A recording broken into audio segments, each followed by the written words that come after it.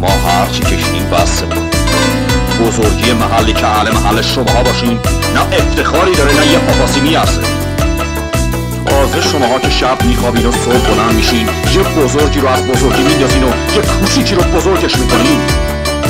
شماهایی که از فاصله یه غروب به سفیده صبح شمرتون امام میشه و امامتون شمر. چه اعتباری بهتون هست که آدم تکه بهتون بده و دل به مهرتون بده؟ اهالی محترم، خانوم های آفتاب ندیده، آقایون سجاده نشین، این شما و این محل